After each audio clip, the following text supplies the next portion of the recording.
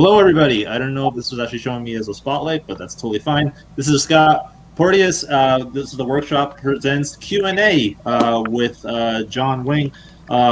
Anybody who has been tuning in for the first time, we have comics professionals giving the best advice that necessarily can't be Googled, and we're going to hear the suggestions and the tutelage and the wisdom of all the comics we had in the past and present. And today we are very, very, very, very excited to have a legendary comedian, John Wing, who is an accomplished author, a poet, a songwriter. He's been on just the Tonight Show 6 times, just for the last 9 times. He's a regular of the Winnipeg Comedy Festival. He's recently a semifinalist in America's Got Talent. And he has a podcast, The Bad Piano Player, which is available in all fine podcast shops everywhere. And without further ado, everybody, let's give a big round of applause for our guest for today, John Wing. Thank you. Thank you so much. Please sit down. I'm John. I'm in June. I'll have been doing comedy 41 years. I don't dye my hair. I bleach my face. I haven't done a show in 11 months now. Flew home March 8th from the last show I did last year. So Clyde was talking about how scary it was to go up. I'm in that same boat. I for a long time I would warm up before a show physically.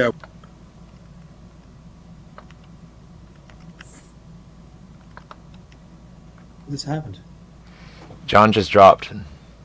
Oh shit! No. Wait.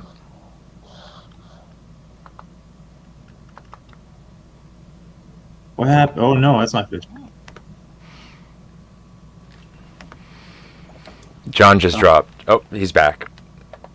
Add to stream. Put him back up where you are. There we go. And we're good. Sorry. And we're back, guys. Sorry. Was that me or you? Let's blame me. All right. I suspect my first show back, I won't need to warm up because I'll probably be pretty nervous. Which I used to be able to warm up in my head, use my mind to get my blood flowing, but I'm too old to do that now, so I have to do it physically. But I'm very scared about the first show, although I don't even know when that's going to be. Chances are it's still not going to be for a really long time. My guess is the fall, but we'll see. I'm better with questions than I am with, long-term speeches. But Why is he dropping? He's dropped again. Yeah. Is it the StreamYard thing? It's him. He's losing application. So if he's running it on his phone or his laptop, that's closing, and he's straight up disappearing. Okay. That's not a good sign. Is there anything we can do then, to help? No, I can't. I can't pull him back in. I can. Oh, as soon as he jumps back in, I can re-add him. There. Right. And we're back. a month after I came home from the road, I started this podcast, which, like Scott said, it consumes me now. It's all I do. It makes no money, but it's a lot of fun, and it at least keeps me writing a half-hour episode every week. So there's that. And I got 2 books coming out in the summer, and I got an album coming out next month that I, thank God, recorded a year ago, December. But, I don't know if you can take a year or a year and a half off and come back as though you can't come back as though nothing happened. But I don't know what I'm going to do when I go back to this. And he's once again gone. What do we do? It's not a good. Is he on the computer? Is he on a lap? Like, is he on his phone? I'm not sure what device he's on personally. I can do a one-on-one consult with him. Find out. Oh, here we go. He's back in the room. He's figured out how to get back in quickly. Sorry, John. Am I the one getting knocked out? Am I the only one getting knocked out? Yeah. Are you using a laptop or a phone right now? A computer or a phone? And do you have other windows open? I would recommend you maybe close your browser. Is this window staying open? Are you having to refresh the window? No.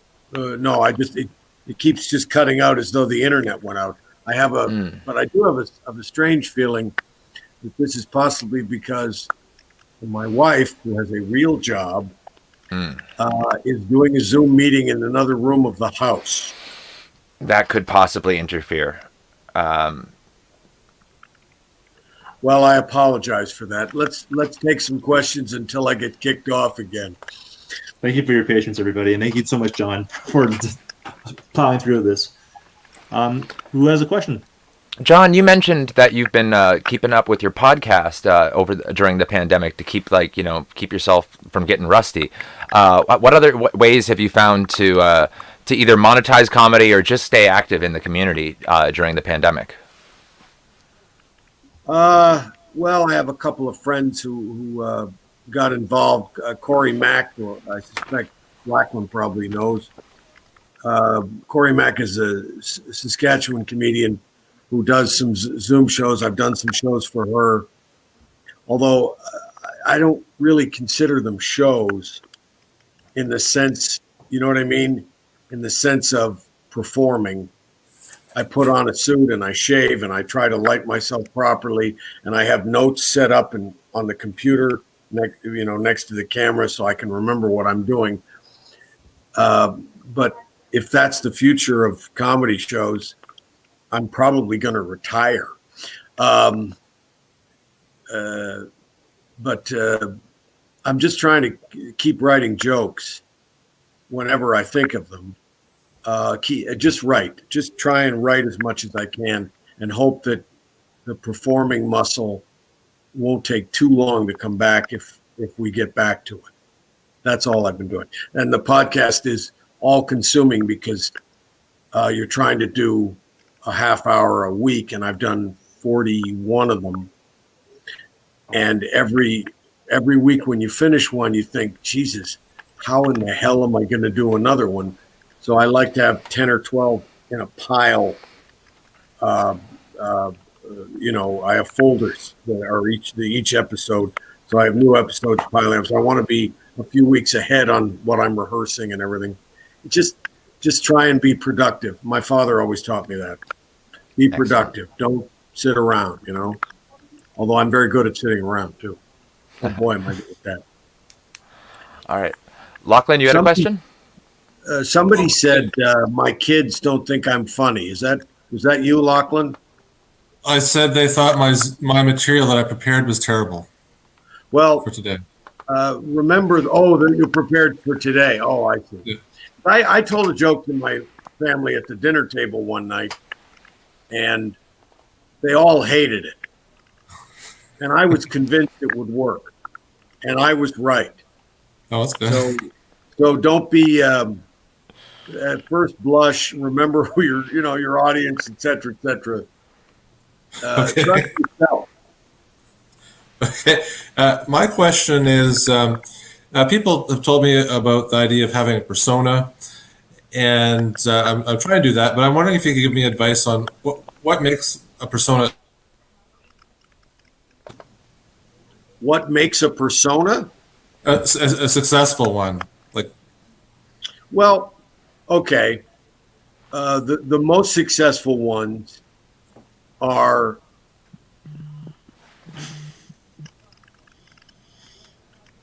the time. We've lost him again. The timing of that answer. Great timing, though. Yeah, I like. He's like, well, the answer is take a sip, disappears. The thing that makes a great persona is mystery. He'll be back. He's been pretty good. Patient with it, yeah, and I'm very fortunate. And thank you everybody for being patient with this. as well. And here he comes. Hello. Sorry. So, talking about personas, is that okay? Are we still Yes. there? The best persona is the closest you can get to who you are or who you want to be. The person, it's essentially the best persona is a heightened version of you, right? And now there are people who will do a persona that isn't them, that's an acting job. Larry the Cable Guy, various people, character type guys. Dave Hemstead started off as I can't remember the name of the guy, but he did a character for a long time, the first 4 or 5 years. But eventually that's not going to work because it isn't you. And the problem with your persona is every decade or 5 to 10 years, you become a different person because you've grown, you've had things happen to you, et cetera, et cetera. And who you are on stage, the jokes you're telling are so many years old now, and they were that person and they're not this person. So it becomes there's a separation. And as soon as that happens, you have to rethink it and be and come and write the jokes that will be who you are now. And that's a constant wheel, right? So, but the best thing about your persona is who you are. Who are you? Here's the key. Here's the absolute key. What do you want to be talking about? Because if you're going to talk about something, it should be something you're actually interested in. And is there anything you're more interested in than yourself? I don't think so. So that's the key. But I wouldn't worry so much about persona. I would worry about finding jokes that fit you really well, jokes that are honest or start in a very honest place. Talking about honest things, you can make up things to get to the funny part. You can embellish, but start somewhere that really happened to you, et cetera, et cetera. Okay, it was a long answer. I apologize. Thank you. I got to shorten my answers so in case I get kicked off. Oh, wow. That was like serendipitous timing. I like that. At what point does this start becoming a bit? Yeah. I think it is. I think it's a shtick now. I think the problem is that his internet connection isn't letting it become enough bits. Yeah. Perfect timing, Great John. Great timing. I hope I answered that question. Yes, thank you. You're welcome. Yes. Luke, did you have a question? Yeah. Hi, John. Nice to meet you. Thanks for your time. Do you have a lot of friends that are comedians? And do you think that is an important aspect to actually being a comedian, in being super involved in the scene and having a lot of friends on the scene and that kind of thing? Or do you just sort of go your own way, or what's your thought on that? Well, you can do it both ways. I mean, if you're a comedian, you have to go your own way.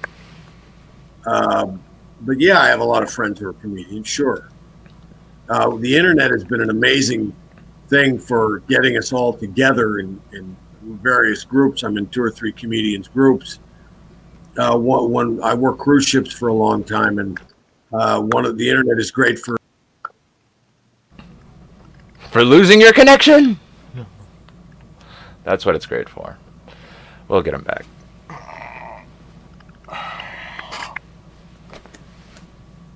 Yeah. This is pretty My hard. biggest concern is always like, is this my fault? I guess that's how self-conscious of a person I am. Like, did I do something wrong to cause this? So I always relieve that it wasn't me in terms of connections. And we got Matt. We got him back. I know it's different now. In that it's so much. So much of it is open mic, and you're not hanging out with the comedians at the same club every night. That's what I did from 20 to 28, more or less. I just hung out with comedians in a club, most every night, working or not working. So yeah, I have a lot of friends who are comedians, but I don't think it's necessary. You need people to help you with your stuff. You need people to bounce stuff off. That's good, but you only need a couple of those. And it's, as I say, it's different now.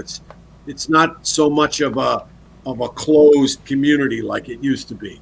Everybody matures at a different rate now,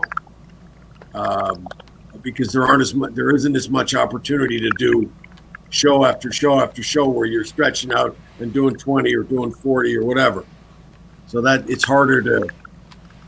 I have essentially a son-in-law who's a comedian in Toronto, and at the end of 2018, I guess, my daughter said he did 25 shows or 26 shows last year, and I said, "Well, that's a hobby, 25 shows. His goal for 2019 should be 100 shows," and he did 92, I think, and his improvement was exponential. Sadly, of course, it got taken away with what's going on now. But he got really funny because he did a lot of shows. And that's really what it's about. The best you can do for your act is a lot of shows. Again, bad advice during a pandemic, but sorry. Thank you. Awesome. All right. And I mean, Luke is a Lions fan, so let's have a moment of silence for the fact that he's been in agony his whole life. I'm actually a Ravens fan. This was free in a case of beer, so Is that because they couldn't sell them in stores? yeah, pretty much. Not sold in full. Lori, you had a question for John. Yes, I was wondering, have you done an episode of The Debaters? Yeah, I've done about 40 of them. Okay, I better go look some up. I haven't done one for a while. They switched exec producers, and I've only done one in the 3 years since that happened. But hey, all jobs end. Yeah, I did The Debaters. I got to where I could write a whole episode in like under an hour. Wow. So, and that's a great time too, because you go to the taping and they're going to do 6. So there are 12 comedians or 10 or 12 people, and you get your questions for the firing line, and everybody. It's lasting longer though, like because his disconnects are like not as often. I like the suspense. What's he gonna say next? Stay Commercial tuned. break. Yeah. Yeah, he's like, how do you keep an idiot in suspense? And we're like, how? And then he disappears. If you have a joke you're not sure about in your debate, you can run it by people, and it's almost always people you know or friends, etc. So yeah, Debaters is great. I've done a bunch of them. Saved my actor pension for a while. I was just going to ask how they work their sort of payment formula. Their payment? Yeah, is there one? Yeah. You get a standard union fee, an actor fee. Okay. I think it's how much is it now? Like somewhere between $700 and $1,000, something like that. But the best thing is if you do a couple a year, it gets your pension going. You know, it's an actual acting job in a weird way. Ah. Oh, we got but. Cut. Kurt, do you or your baby have a question? She fell asleep. She did have one earlier, but she couldn't stay awake. I have a question for you. What was your favorite form of entertainment that you performed, other than maybe stand-up comedy? I like doing singing nights, song nights. open mics with just doing covers or your own songs or whatever, anything you wanted. There was an open mic at a bar in my hometown, Sarnia, on Sunday nights. And whenever I was in Sarnia, if I was going to be in Sarnia, I always wanted to stay for Sunday night so I could do the open mic there. That was fun. That's cool. For myself, I'm trying to start a show called Last Week's Coffee. I'm having a really hard time coming up with content. What do you suggest that you find most relatable when developing content for maybe a show that you're making? Well, the show I put together, the podcast, I'm an obsessive collector of things. Okay. And for a number of years, I had collected sheet music. And I had started, and I put it all into categories of composer and et cetera. And so I started a podcast featuring different composers from the American Songbook from 1900 to 1960, give or take. And I just did a deep dive every day into one person or a team. Or sometime one day I did female composers. I've done 2 of those. Anyway, the point is, do something that really interests you, and don't worry so much about appealing to the interests of other people, because if you start filtering it through what you think other people will like, it's not going to be as good as if you just do that pinpoint on that thing that you're interested in. And it helps if something you're interested in has a lot of applications, like music does. Okay. But don't be afraid of doing a deep dive into your own head and your own obsessions. That would be my advice about that. Okay. Oh, that's good advice. Thank you. Yeah. Oh my God! I'm on for. I've got through a whole question without being booted off. This is Amazing. So, I hope somebody has a question that we can. It's going longer and Let's keep longer. it going.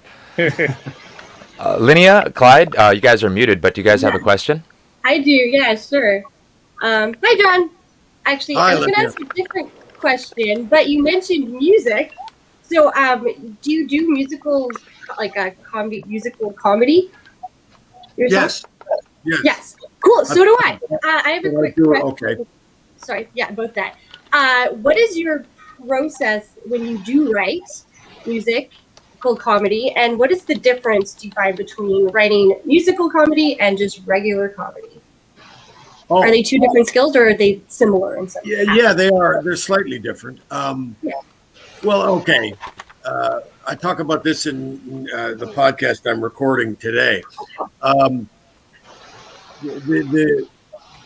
Writing a joke is difficult. Okay, but I would like you to write a joke that is rhythmic, scans, and rhymes. Do it in a couplet or in a 4-line. So you get to the end of the verse and there's a joke. That's hard. But the big problem with musical comedy is if you're going to write a funny chorus, it better be different each time you do it. Yes. Because there's nothing that pisses me off more than listening to a song that's funny and the chorus is sung 3 times and it's exactly the same. Well, I already heard that joke first time you did it, so I don't need to hear it twice more. Lots of people do that. But that's my pet peeve. Yeah. In my humorous song podcast that I'm taping this week, there's only 2 songs that have different choruses. One of them is mine, and the other one is a writer from the 1920s. So musical comedy, I don't think there's anything harder than writing an original comedy song. I started off with parodies, which are actually kind of easy, because with a parody, once you get to the joke, you can stop. Okay, we got the laugh. We're going to go on to the next parody. But a full-length song with a bridge, the whole number, and you need a joke. Oh, and there's another cool thing about musical comedy is every musical song you do that you wrote, that I wrote, every one of them has a weak line. And every time I sing that line, in my mind is the phrase, "You should fucking fix this line." I have the same You've issue. had this song 20 years. You should fix this weak line, you idiot. I have the exact, I have a bunch of songs too, and also every single time, because you're trying to rhyme and you're like, oh, trying to jam more words in, and it's just terrible. I get it. Thank you. It's a good exercise in paring down as well. Mm-hmm. It shows you how because you're strapped within your musical line, so you have to pare it down to only the words you need, and that's a good thing to think about with all your jokes. Yeah. Just what you need. Yeah, get to the point. That's kind of Absolutely. Yeah. Do I ask another question or should I? Of course. Yeah, if it segues naturally, give her. Okay, great. Yeah, I wasn't expecting to talk about musical comedy at all because I had other questions. Let's talk about, let's talk about maybe what was the first joke you ever told on stage? And do you still tell it, or did it evolve, or 40 years ago? I don't think so. I don't know the first joke I ever told, but I know the first joke I ever wrote that I thought was pretty good. Ooh. And it turned out it was pretty good. And that joke was, wait a minute. I understand pleading guilty, and I understand pleading not guilty, but I don't understand pleading no contest. Your Honor, I'm going to plead no contest because, I had a gun, and he did not. So it was like no contest. That was the first joke. That was the first joke I ever wrote that I thought, okay, this is funny. And that was in my first year. That's awesome. My first time, I destroyed 8 minutes. Everything worked. Everything. They laughed at every single thing I did. And I went back a week later and did the exact same show, and nothing got a sound out of that audience. And you're still chasing that dragon, huh? Well, I caught it, but it hooked me. I was hooked the second time. Nice. Why didn't it work? What do I need to know? That's what it was for me. When did you? Sorry, I know I'm taking way too much time here, but when did you start deciding to implement musical comedy in your Very first Yeah. First show I did a Neil Young parody. Yep. Oh, what? Cool. Yeah, I started. And then as I developed stand up, I put it away. I didn't use it for a long time, a couple of years, and then I wrote a song. Yeah. That became my closer. I wrote a song that nothing I did could follow. So I started closing with that song. And then I developed, I did a bunch of parodies as well. Then I developed this running gag through the parodies, and that would lead me to the closing song. And that in the end, it ended up being around 20, 25 minutes long. And it was the second half of my show. That's beautiful. Do you just pepper in the songs throughout your set, kind of the thematic, it kind of? No, I've never done that. I don't do that, and I don't do that style anymore because I don't do parodies now. Yeah. And I only do your original songs. I do originals, and I only do 2 or 3, and I do them right at the end of a show, and only in a club show. I don't do them on cruise ships, club or theater, not cruise ships, not corporates. That's just straight stand up. I throw it in at the end. Okay. Yeah. Is that a good tactic you find? Throwing songs in at the end? Peppering them is fine. You have to find the structure of the show. You have to find the arc of the show. And if a song works earlier or in the middle, then you must put it in there. But one of the keys is finding funny ways to go to the guitar. Do you use a guitar? I use a ukulele because it's easy. Ukulele, yeah. Find a way to go there because you have to go there and get it and put it on. Yeah.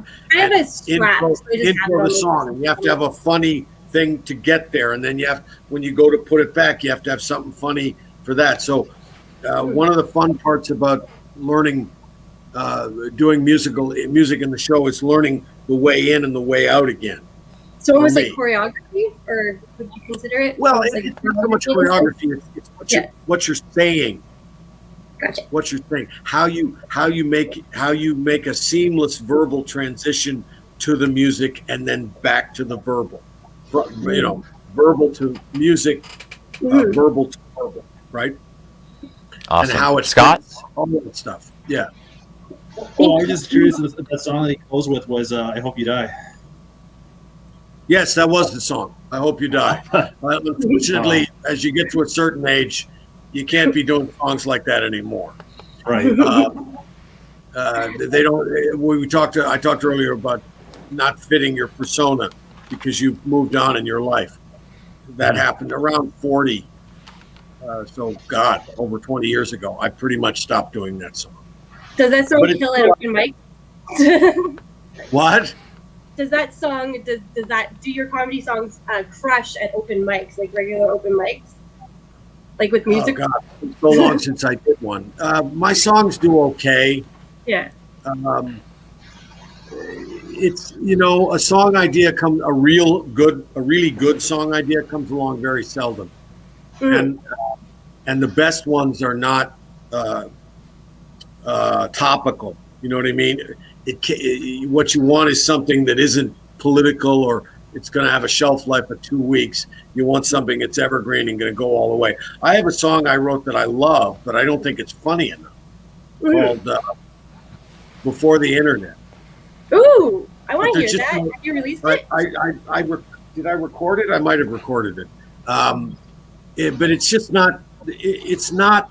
There's no big laughs. There's one laugh at the very end, but it's a full-length song, and I've never done it for a live audience because it just isn't funny enough, and I would be inhibited while doing it because they weren't laughing, and even if they're entertained, that's not enough for me. So, way it goes. Do you remember the song "I Don't Want to Eat a Pickle" by Arlo Guthrie? Arlo Guthrie, sure. Oh, I know that. Yeah. I know the album too. Yeah, it's not like a laugh out loud song, but I think that's like one of my favorite satirical songs that's out there. Oh. It's not the funniest thing ever, but I like the story of it and just how silly it is. Yeah. I've made a study of humorous songs. I'm doing a podcast on one this week, and 2 weeks from now, I'm doing one guy, Tom Lehrer. And I don't know if does any of you ever heard of Tom Lehrer? No, but I'm gonna write it down. Yeah. How do you spell it? Lehrer. He's 92 years old, and I got his phone number off the internet, and I phoned him. Something I'd always avoided doing because I was afraid, but I thought I'm going to do a podcast on him. The worst he can do is tell me to fuck off. So I'm going to phone him if he wants to be on the podcast. And he very politely told me to fuck off, but that's fine. But listen, part of any of this is studying the comedians you like. And a really important thing you can do is watch comedians you don't like. Because you can, if you don't think someone's funny, then you can study what they're doing rather than be laughing at it. You can concentrate on, okay, I don't think it's funny, but clearly the audience does. What's he doing? What techniques is he using, et cetera, or she, et cetera, et cetera.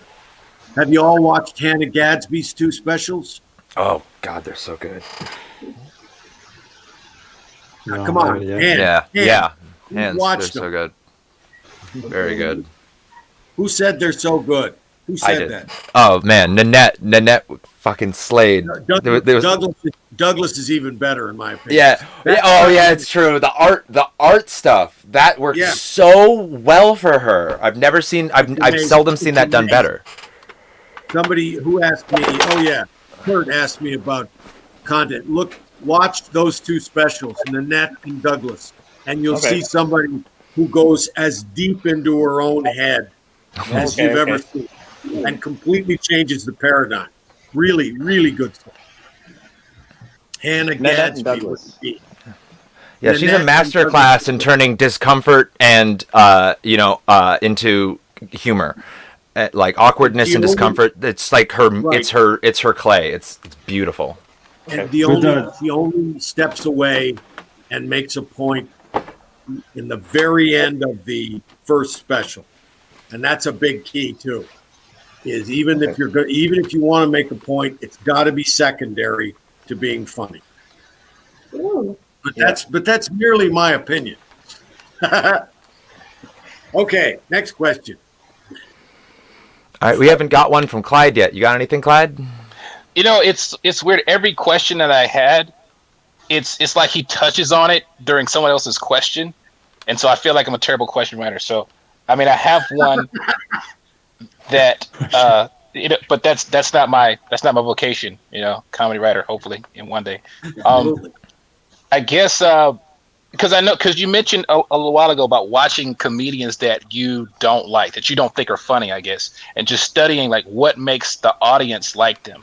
And so my question was going to be like, outside of just doing shows, like how did you educate yourself in comedy? Because I feel like there's just so much that I don't know that other people know. Like I never know. Like people say, "Oh man, that's a nice tag." What is a tag? I don't know these terms. Like what is this? It's a tag and it's all sort of stuff. So like, how did you educate yourself in comedy outside of just doing shows? A joke. Jokes lead to things. Here's a comedy idea: is you have a logical process to an absurd step, right? So, and the absurdity is what's funny. So you have a 2-step logical process, or a 1 or a 3, whatever it is. And the joke is the absurdity. Here's what's absurd. Last night Last night I had a sex dream that was so vivid. I woke up and my wallet was gone. That's a one step to the absurdity. But it's a bad example because it's the only one I can think of at the moment because there's no tags. But the tag is what happens after you've established the absurdity, and then you go logically. You don't get more absurd. They've accepted something that's insane, so you just go logically. And if that's true, then this is true, and then this is true, and then this is true. That's a tag. The joke. There's a joke, and then there's tag. It's something you add on to the end of a joke that either relates to the joke or moves you to the next joke. That's what a tag. Excellent. Sorry, so kind of what you're saying is that you get people to believe the absurdity first, and then you can just write up whatever you want after that, kind of. But just look at. When you're writing it, look at it logically. If I accept this, what is next? Right? Okay, maybe this is a better example. You all know who Derek Edwards is? Mm-hmm. Okay. Timmons. A genius, in my opinion. Do you know the Norway joke? He discovers that Norwegians have like 100 words for reindeer. So he establishes this absurdity because it's an absurd idea, but it's true, and it works on 2 levels. It's true, it's honest, and it's absurd. And then he just so if that's true, then what? So what he comes up with is. He tries to come up with different ideas of how many different types of reindeer you can have. And then he says, so I'm having I'm at my house with this Norwegian guy, and he says, let's have some toast. We'll put the bread into that red thing, bread crisper. And I said, that's a toaster. And he said, well, we don't have a word for that in Norway. And I said, well, you wouldn't, would you? You blew your wad on reindeer, didn't you? So, again, that's a good example. But again, and you don't have to look for something completely absurd. Just take one of your jokes and look at the final step. Look at the punchline. That's the absurdity. And then go, if that happened, then what else would happen after it? But don't look for crazy things that happen. Look for things that are logical from the point you've established. Sorry, I'm belaboring. No worries. Oh, Luke, you're muted. Yeah, sorry. I wanted to ask you, how do you rework bits that work already? Like, do you go back to like your greatest hits and like keep adding on to them, keep writing jokes off of them, or do you leave them alone as they are and try to come up with more original ideas? It's a fine line, right? I mean, yes, I had a bit that was pretty much finished. It took a year or more to get it right. It was about 5 minutes long, 6 minutes maybe, and a guy came up with a tag that blew my final tag out of the water. Shit. So I put his in. Sure, absolutely. Sometimes it's done, but it's never totally done in the sense that you're always open to a new idea within it. That's one.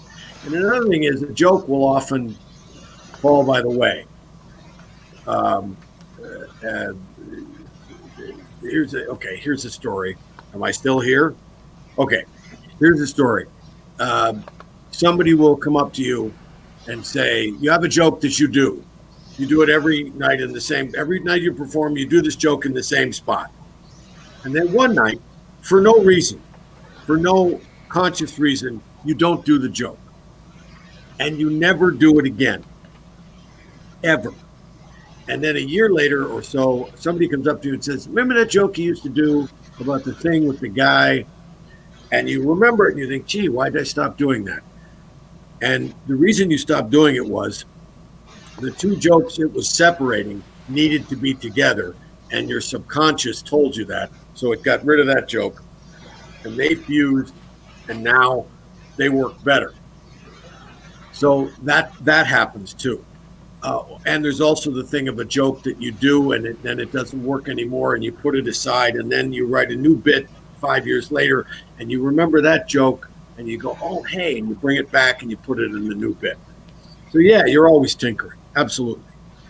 What's the joke for the old saying, nothing is finished, it's just abandoned. So.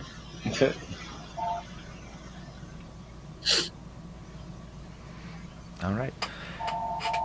If we are running low on questions, we are ready to move on to the workshop portion of the I do have a question. show. Oh, all right. Go ahead. Glad to hear me. Okay, yeah. I'm here. I was wondering if you could say something about the role of your books in your comedy career. Do they connect in some way or make the other aspect of what you do better or more successful? Or Well, poetry and comedy are similar in the writing, in that you're trying to establish an image or an idea that is vivid, and you're trying to do it quickly, and you're trying to do it expressively and in a bright way. And I mean vivid. So that's similar, and so switching from one discipline to the other is not difficult. I wrote a novel after my dad died that I'd had in mind for many years. I've been stuck on the second novel for a long time now, I don't know. I mean, anything that makes you productive is good for your comedy. Anything. So, but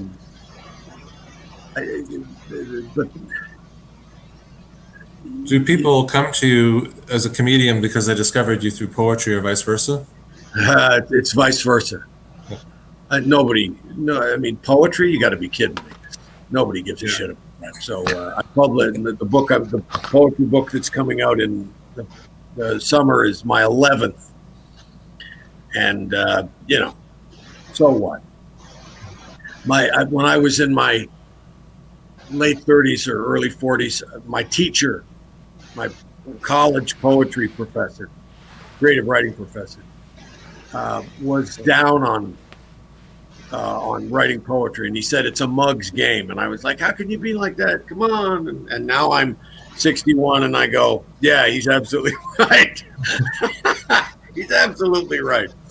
But you know, you can't do something to try and be popular. You have to do it for yourself, and that's why you have to be sure your joke is funny because it's funny to you. And that's, you know, and I'm writing a novel essentially that I would like to read, or I'm writing a poem that I would like to read, or I'm doing a podcast that I would like to listen to. That's all it is. Again, John belabors the point. Awesome. Good answer. Thank you. Thank you very much. All right. Any last call for questions for John before we move on to the workshop? All right. So now we move on to the comedy workshop. As everyone knows, this is who's been here before. This is with assigned topics, and this is also a comedy safe space. So everyone should know that we are trying out new material here. So the workshop is a comedy safe space. We're hoping to make people laugh. No hard feelings intended. Some jokes may be offensive or in poor taste, but we're trying this out. Just cut us some breaks here. All right. Does anyone want to get us started? Any volunteers? I'll go. All right. Let's open up with John here. I always like opening. Oh, there we go. I've got there we go. My topic was suspects, which I thought was a terrible topic. I just like to point that out. I didn't care for it. Suspects. Suspects is a word you hear on the news, you know, after a murder. The police are looking at several suspects. So one day you're a citizen and the next you're a suspect. Just because you happen to be covered in the blood of the victim and your DNA is found under his fingernails. I mean, what? Then they charge you and you're not a suspect anymore. You're a defendant now. And then you're convicted and you're not a defendant anymore. You're a convicted felon. You're a convict. You go to prison and you're not a convict anymore. You're someone's bitch. And I also notice it with, I have 2 dogs, and occasionally one of my dogs will go into the living room and take a shit. And I'll walk into the living room and there will be a lovely pile of shit somewhere on the floor of the living room. And I'll go and get the 2 dogs and I'll bring them in. And one of them, I suspect, they're both suspects, but I suspect one of them did it. I don't know which one, though. So the one who didn't do it will look at it and go, oh, somebody took a shit in the living room. And the one who did do it will look at it and go, I should leave. And that one becomes the suspect. Actually, no, that one becomes my bitch. Excellent. Well done. I got a tag for you, John, about suspects and suspect smells. I like the smell of burning gasoline because it reminds me of pleasant memories as a kid, or destroying evidence as an adult. I like that. I'm going to write that down. I don't know if I'll ever use this bit, but what the hell? It's great. Right? My friend Rocky Laporte used to had a great joke about his what was it? The teacher said, "Rocky, who killed Kennedy?" And Rocky said, he was like 8 years old. He said, "It wasn't me." And the teacher called his parents in, and in the parents meeting, she said, "I asked Rocky who killed John Kennedy, and he said it wasn't him." And Rocky's father looked at the teacher and said, "If he said it wasn't him, it wasn't fucking him." I don't get the feeling like Rocky Balboa spent a whole lot of time in the book depository.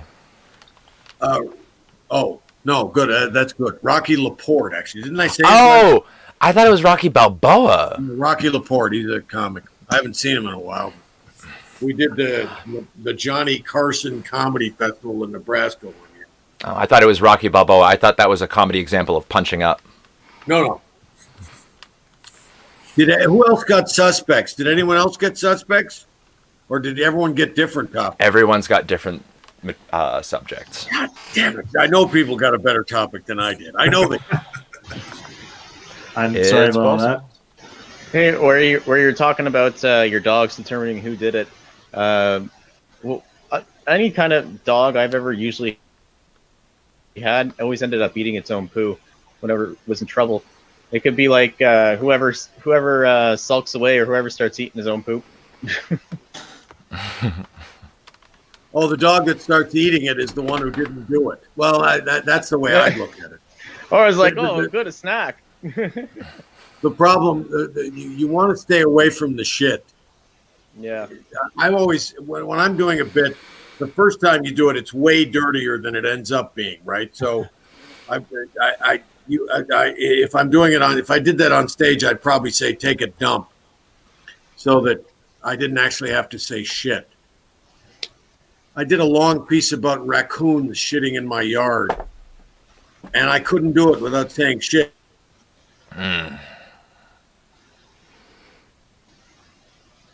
That's tricky. Did you freeze? So,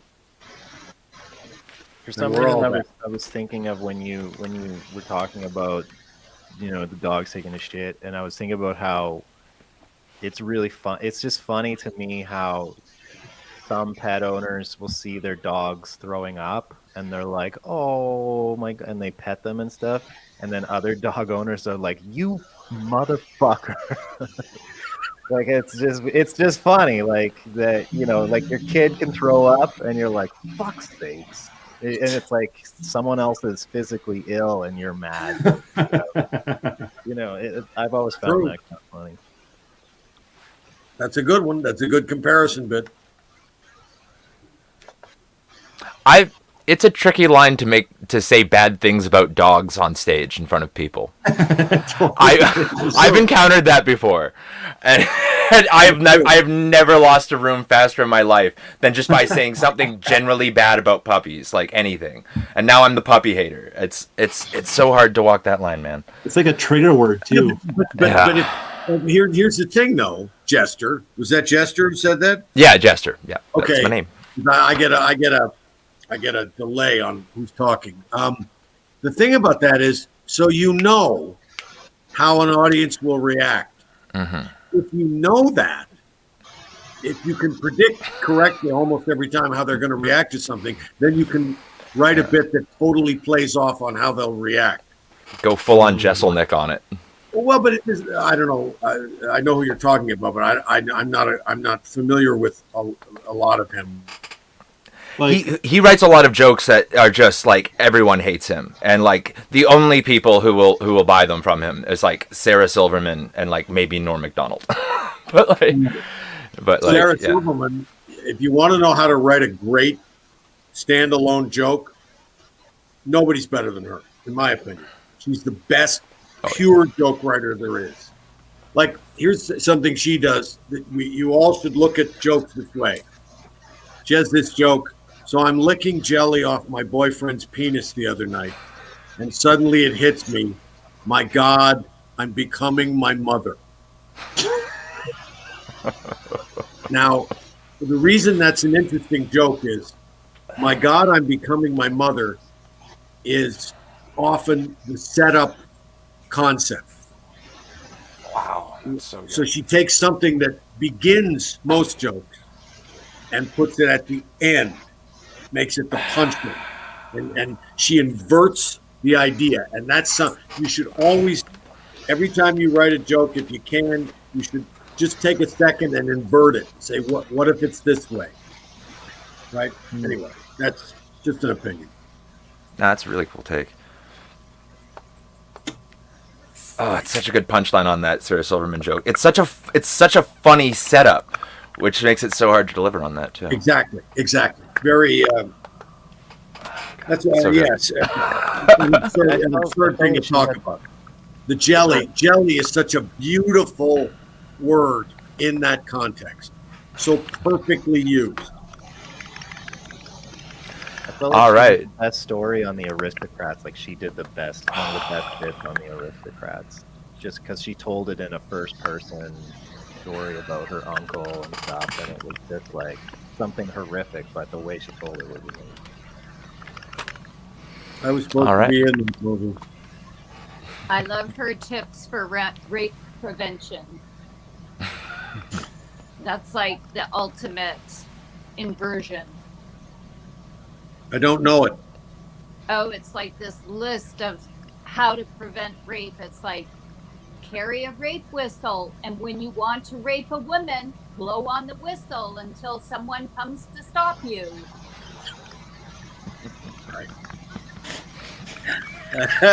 She makes me laugh. Oh, she makes me laugh. The one about her grandmother is one of the greatest jokes ever, to my mind. So, Amazing. All right. Any takers for up next, or we're gonna start picking? I'll go next just because I'm afraid of being booted again. All right. I moved my booster to my room. It's actually making a huge difference. It is your frame rate improved. Yeah, thank you. Well, I've been working out. So the topic that I got was smuggling. So this is what I wrote last night. The only thing I've ever smuggled was doubt and insecurity. Like, especially while getting strip searched. Wouldn't mind smuggling a few inches. I don't think I'd be a great drug dealer anyway, because for starters, I'm not good at math. Like, I don't even know what a liter of weed is worth. Plus, I care too much. Like the last time someone tried buying drugs off me, I held an intervention. It's like T-Bone. When I first met you, I thought you were well put together. But ever since you've been buying off me, you can barely hold yourself together. Officer Dan has a few things to say as well. There are different methods of smuggling drugs. One way people hide drugs is by storing them in their body through consumption or even insertion. Like, if I was ever going to get drugs inserted into me, I'd just go all in and like put it in a dildo. Might as well have some fun with it. But like, I'll be honest, the first time I heard the word drug mule, I thought that's what must happen when animal testing gets out of hand. Just a stable of horses snorting makeup in the back of a barn. We're hogging, Bojack. Like, what an insulting name to give to someone, Like, hey, can you carry my drugs? Do I have to? Stop being such a naysayer. Oh, dad joke. Like why a mule too? I guess you don't want to bring attention to the bloodshot pony that's staring at the clouds, right? I don't know. I think more people wouldn't mind ingesting drugs if they got a cooler name from it, like Mobile Volt, Cargo, or the giant whale that swallowed Pinocchio.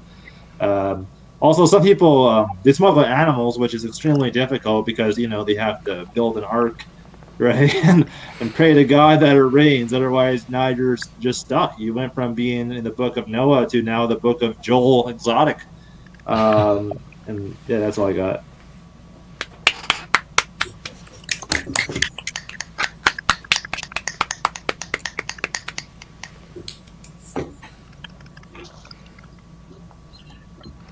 I like the unit stuff. I think American Imperial units are a deep well of comedy. I think they're that ridiculous. I think there's more you can put there. I just like the ridiculousness of like, because I'm a naive, right? So like, what's a leader of Weedworth? Yeah. So I was trying to play with that idea. I like that you started with your idea, the topic, and you went to drugs in a general way, and then eventually came back to your topic. I like that very much. And I loved arc. Arc is a very funny word. Thank you. And you could have ended it there. You could have ended it there. Okay. But anyway, I like the way you weaved through it, the way you dealt with it, because that's it. It had an ARC, an arc to it. Awesome. Yeah. Unless I missed it because the audio is a bit choppy for me. Mhm. But because you had talked about smuggling drugs inside your body, when you went to animals, I thought that you were going to talk about how hard they were, trying to fit them into some orifice of your body. I was originally going to go there, but I was like, I don't know if that's like. I like the idea. I just like the idea of the arc thing. That's kind of like I was trying to draw more on that because I thought that was a funny concept because like Noah as an animal smuggler, but I just didn't know what else to add to that. I was expecting you to put 2 of every drug in your butt. That's good too. That's really good. That is. It could be an explanation as to why it's usually smaller animals that are smuggled across the border. Now, Richard Gere is at the top of his game. There was that guy who had a balloon of coke or heroin in his stomach, in his intestines during a flight, and it broke open and he died. That's funny. Yeah. I mean, that's one way you can go. Oh man! I feel like that's like a CSI moment. Like you have to say that dude went higher with balloons than the dude in Up. Wow. Okay, I don't like that, but okay. I get that it's technically a punchline, but okay. Yeah, that's technically a joke, but one that will get you sued by Disney. So don't. I think you could also go a route where you remember who was it? Jim Carrey in Animal Detective. Was it? Yeah, Ace Ventura. And he comes out the rhino's butt. You could do it like people trying to cross the border. I was trying to think I was trying to think of a joke for like a meal for a meal, like an actual like a meal, like, but I couldn't think of like the proper wording, so I just kind of kiboshed that idea. What about the guy who's smuggling mules? What do you call a guy who smuggles mules? Yeah, that's a lot better than how I was thinking. I like that. A half-blood wizard.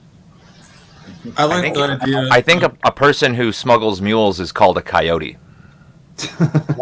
But I like the idea of getting better names than drug mule to convince people to do it, and you kind of rattled through them so quickly. I don't remember what they were, but I do think that has a lot of potential. Thanks. Yeah, I was trying to think because I wanted to say monstro, but like I don't know if that's like a common enough term people would know from the Pinocchio. So the whale that swallows Pinocchio sounded like maybe I should go that way. that's a deep cut.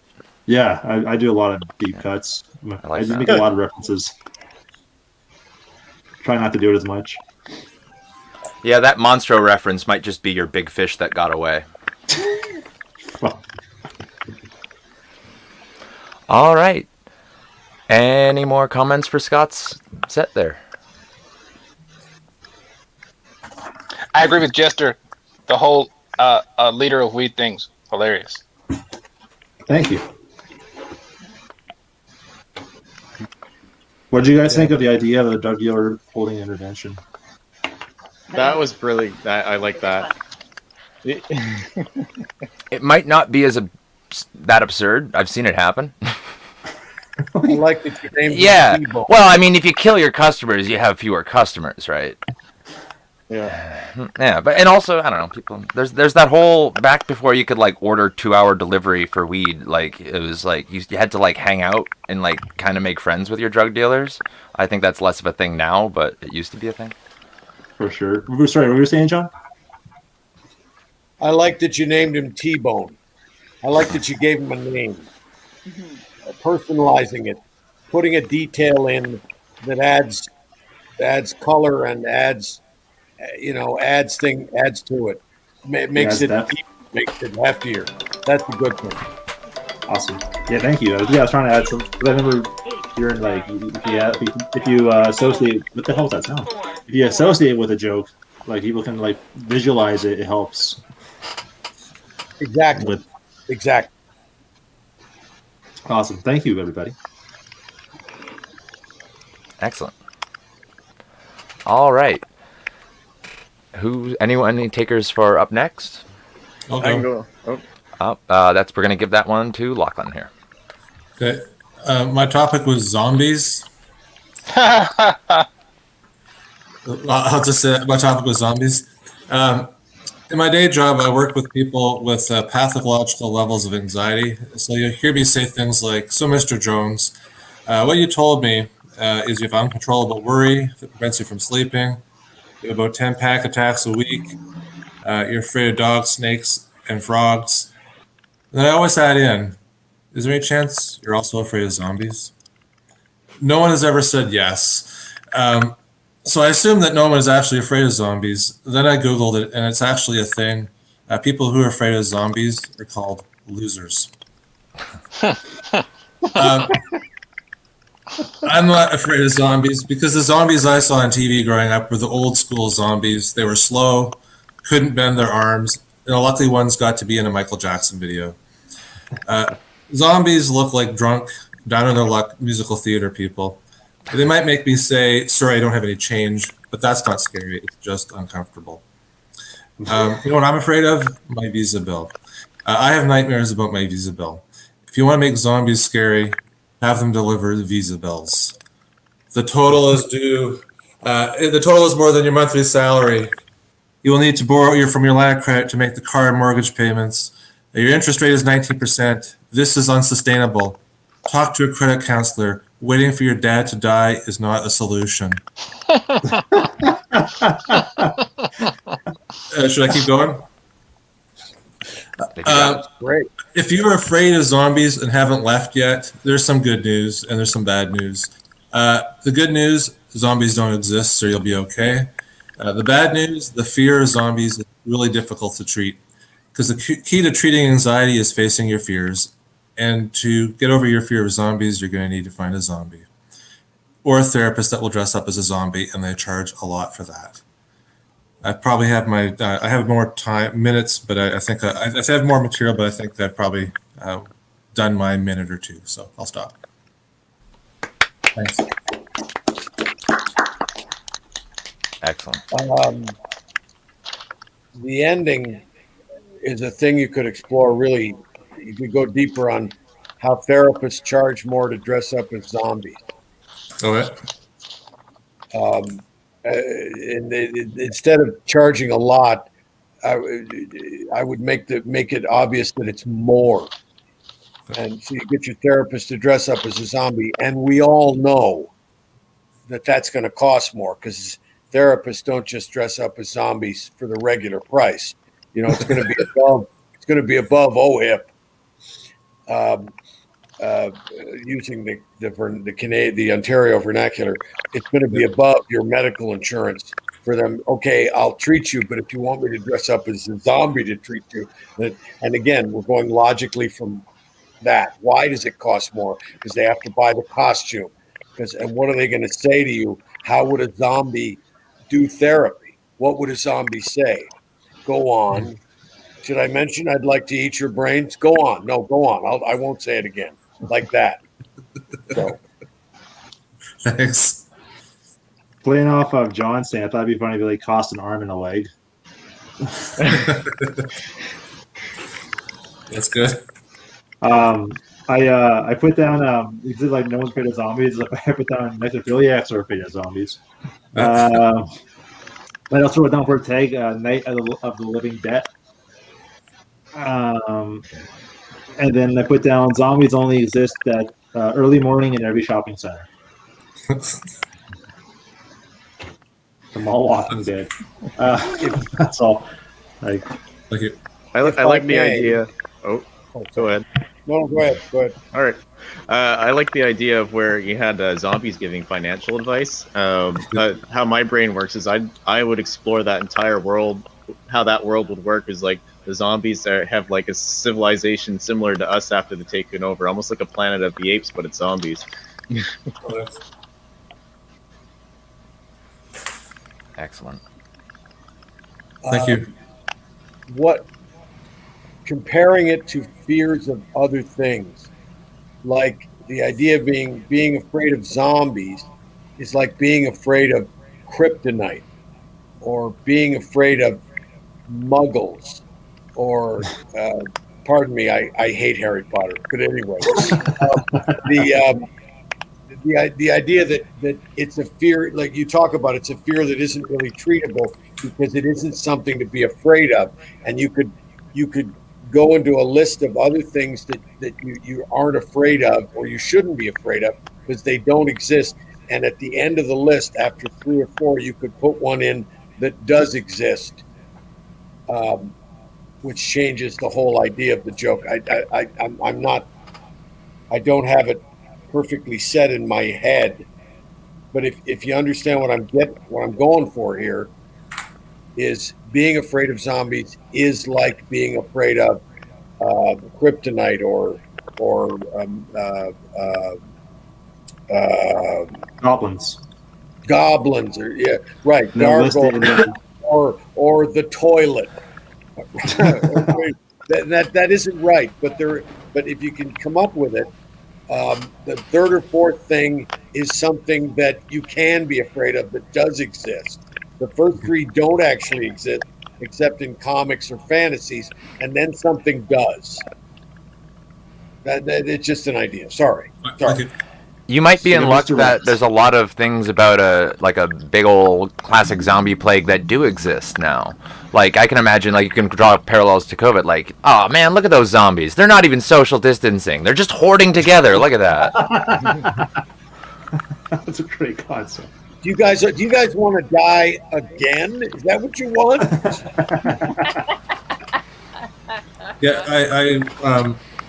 I researched a lot about zombies, and I know a lot more about zombies than I ever thought I would ever know. Look at that one. That one's not wearing a mask, and it doesn't even have a jaw. Not even shocked by the fact that there's a zombie, just the fact that it's not social distancing. Like, we're so programmed for that. I love that idea that we're so programmed for social distancing. Like, real events can happen. We're more focused on, like, hey, that fucking flying dragon's not whatever. Like, zombie's not wearing a mask. And did he cough? Like, just. I'm gonna eat your brains. Not without a mask, you're not. Yeah. As you wash your hands.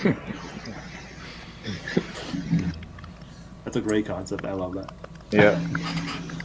Well, thank you. Good job. I wanted more of the zombie impression, but that's just me. Otherwise, I enjoyed it thoroughly. I'm not much of an. I have not worked on my zombie imitation very much. The thing I wanted to suggest people going to Haiti because that's where zombies come from. That's where the folklore comes from. Yes, it is. And Haiti is a pretty awful place. Like if you look up, if I should go like Haters gonna hate. If you look up, should I go to is Haiti dangerous? It will say, do not travel to Haiti, and then lists like 10 reasons why you shouldn't go there, and zombies isn't one of them. Wait, are you saying Haiti or Hades? Haiti.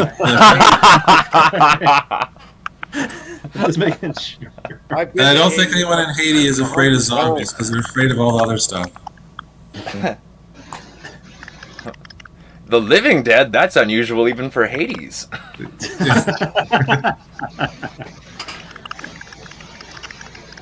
I watched part of the Night of the Living Dead, and yeah, it wasn't entertaining to me.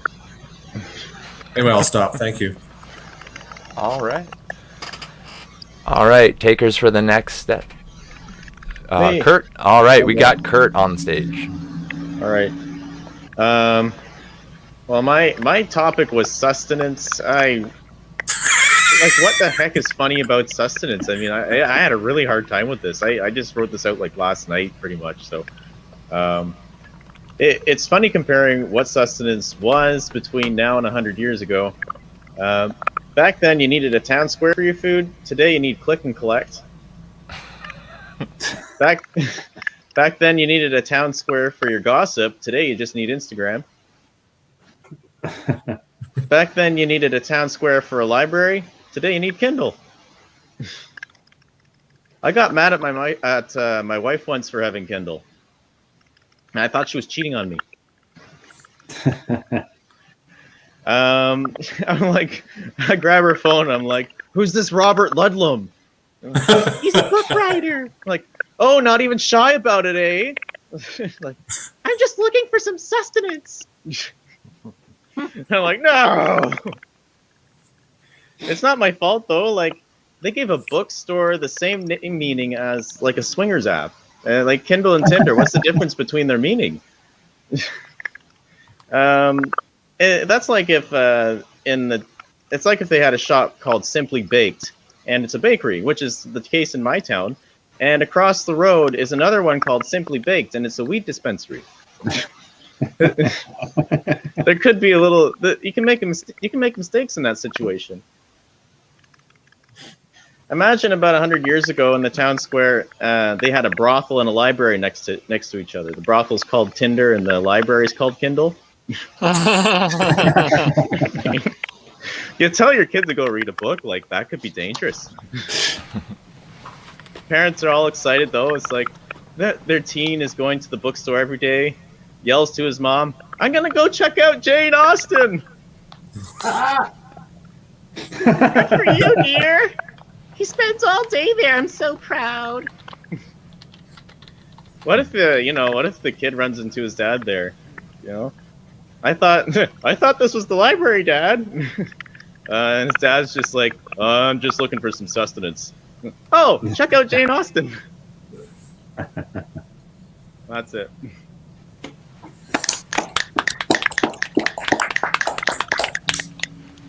Classic. I thought you were gonna say, well, my wife was is using Kindle a lot, but at least she's consistently swiping left. Turns out she's just turning pages. I was trying to figure out how to, because I was like on the Kindle app the other night. And I'm trying to figure out how like it all works and stuff, and I was trying to figure. There's the swipe left is the same. The swipe left is the same as going to the next page. Okay, yeah, she's always swiping left. And okay. swiping right means I want to go back to that page. Yeah, I can work that one in. Also, now this is too hard and too soft at the same time. It's some wordplay. Kindle technically means to start a fire, so kindling is how you turn a faggot into Tinder. That's a whole lot going on there, but like that is Faggot moving a lot. yeah, together, there's too much going on in that sentence. But technically, kindling is how you turn a faggot into Tinder. So that's an actual real sentence. Yep. Oh man, How do you turn a faggot into Grinder? You don't. No need to. Already there. You need a wood chipper. Oh! jeez. Oh my God! What have I opened up? I don't know. Pandora's grinder. box. I was thinking a way to grind up the chips of wood. I love like where you're going with like the name of the apps. I feel like what's the next app? Like when you lock yourself out, the key party. Like I feel like you can kind of play more so with like the like phrasing and like slangs, but like people don't realize what they are. I think it's a really funny concept and definitely universal. Kurt, I think Relatable. if you continue to work on that and massage it for an eventual performance, you're going to have to include the fact that John took this opportunity to change on camera for your performance. John's got an OnlyFans site going on now. All right. He's Sorry. competing with me for camera time. That's what it is. Sorry about this. I have a thing I have to do in 40 minutes, and I want to stay here as long as I can. So, Yeah. so I I'm didn't mind the changing. show. I don't know about you guys. I really found the funny part to me was just the similarity in names of Tinder and Kindle and just like I don't know, that's to me hilarious, and there's all sorts of names that could be almost the same that mean different things. I just Okay. think there's a lot of Very good, potential yep. with that. I agree. That's very good. Yep. Yeah, you can really Tumblr down that task rabbit hole real quick when you're dealing with apps. Yeah. I've been trying to write a joke for years about that, like how they should rename Tinder into Kijiji because most of the people on there give me the Kijijis, like things like that. But I've never been able to put it. Sounds like you did write the joke. I did write it, but when I get on stage for some reason, it's like it never flows properly. So I've never used it. Or I've used it, but it just never goes together.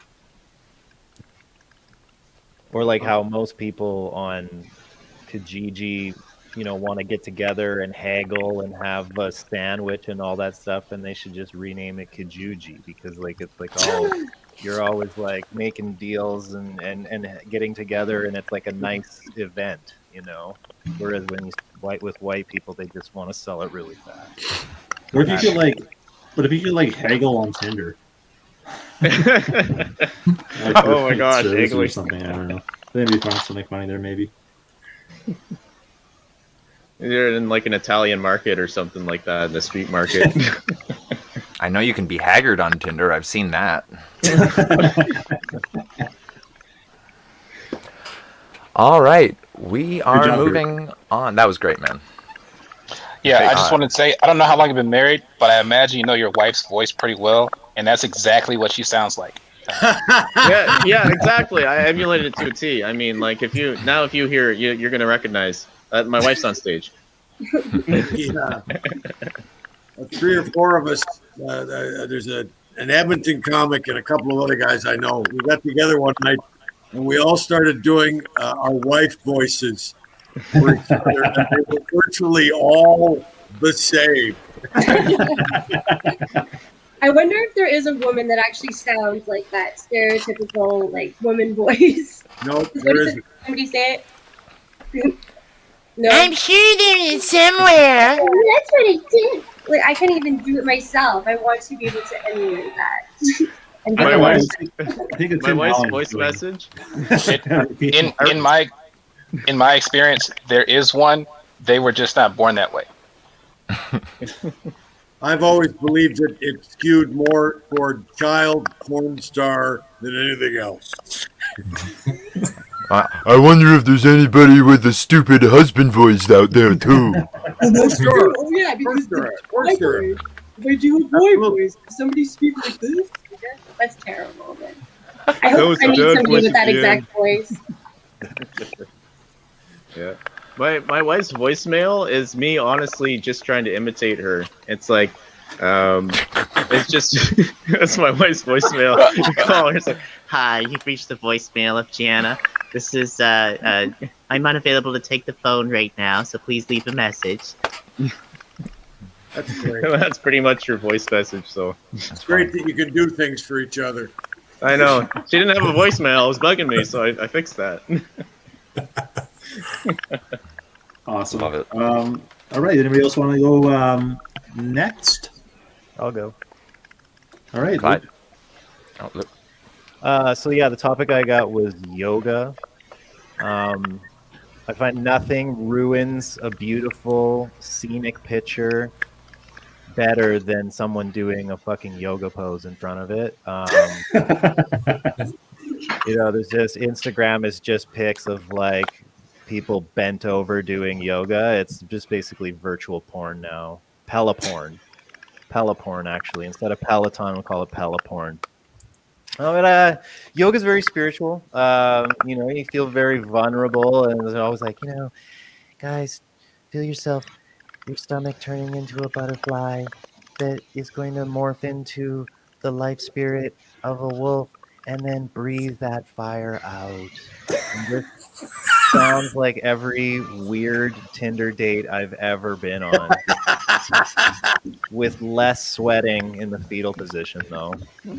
The thing with the yoga is, like, you know, when they talk about fitness and magic pills, yoga pants kind of are a magic pill, you know, because they are an optical illusion. Like, I've poured 40 pounds of cottage cheese into yoga pants one time and still wanted to slap it back. Like, it can make anything look symmetrical, and it's just wonderful.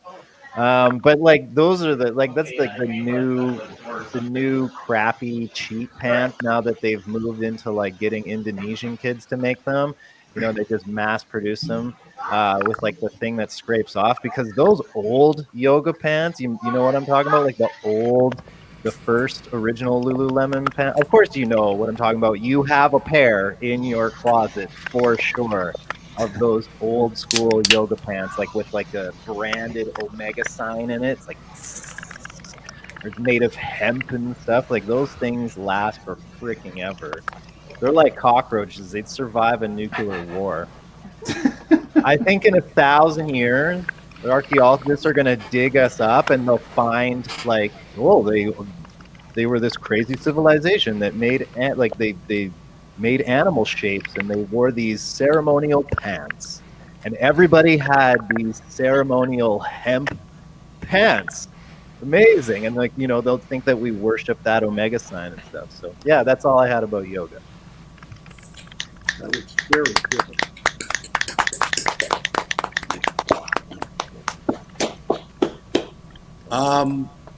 That was really good. I loved how except maybe I didn't like cottage cheese, but okay. I get why it's funny. The only thing I would change would be instead of less sweating in the fetal position, I would say fewer night sweats. Because I think you're bifurcating the image. You're doing two things when one thing is more precise. But I like where you went with it. And I loved, you could do a lot more with the breathe the fire of the wolf out of you. Yeah. Until it becomes another butterfly that you can put back in your stomach. You could do a lot of that. You could even go to the point where you could talk about that so precisely that you could admit that you were a yoga teacher, even though you hate yoga. Something like that. Anyway. Thank you. One joke I did use on stage one time was, I did say that. Like, I was like, you know, I can, you know, feel you deep inside of me, and we're becoming one, and there's like blah, blah, blah, blah, blah, and it went on, and I was like, I gotta stop fucking yoga teachers, man. They just won't shut up. And it worked pretty well. So yeah, that's kind of just a take on it. On that, I'd bend over backwards to fuck a yoga teacher. Jeez. Nice. On that note, I love the idea of like what yoga dirty talk sound like. Like go release that dragon inside. Like, you know what I mean? I feel there's a lot you can do with like the most graphic but non-sexual dirty talk you can make with a yoga teacher. I also love the idea of the archaeologist. I think that's a really funny concept. Like they're like hundreds of years from now they'll be digging up to find yoga mats, and like, you know what I mean? Like, I feel like there's a lot of like stereotypes and like commentary you can make on like how people view yoga, people do yoga and stuff like that. Like, there's a lot of addressing you can do with the whole concept of the archaeologist. I can't think of any examples, but I think it's a really funny premise. I think there's a lot there with that archaeology bit if you dig deeper.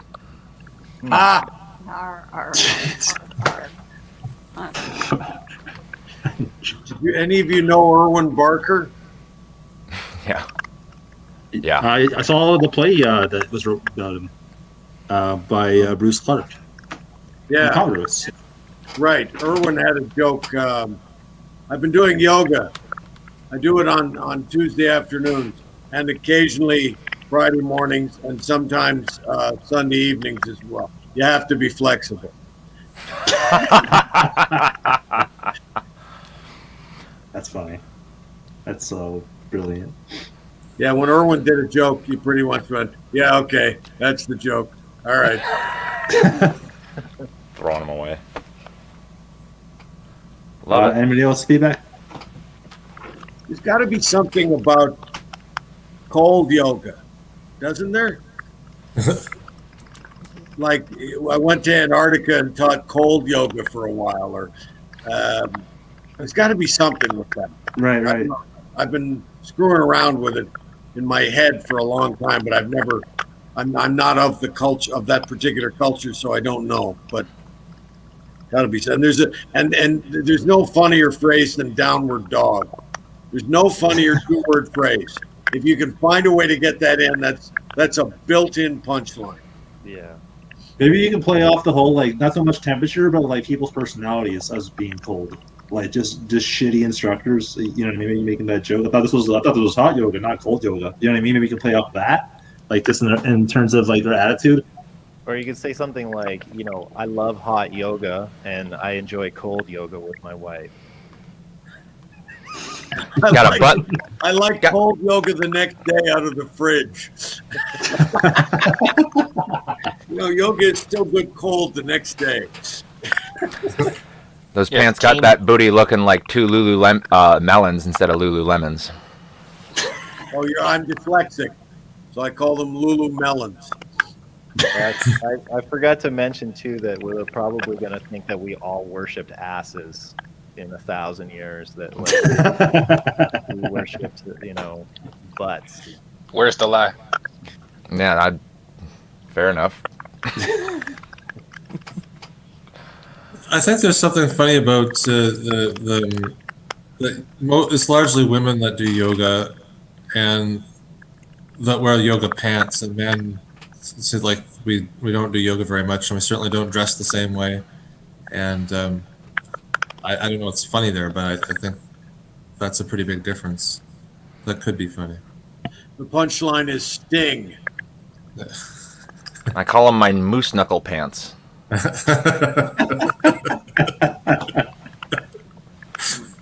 If For this those who gives don't know, moose knuckle is the man version of camel toe. Oh. The more you know. Let me see moment there. Erwin had a joke about that too. I don't know if this will inspire anything, but my aunt had a person in her female exercise class, and he was 6'5" and wore a tutu, a different color each time, and he ended up getting kicked out because his package kept falling out. And legit, this guy he walked around town and like that all the time as well, and he had a wife and kids and everything. It was just very confused. But yeah, there was a guy like that in my aunt's class. I don't know if that would inspire anything. Just maybe think of That's that. a band, isn't it? Fallout Package. Fallout Package.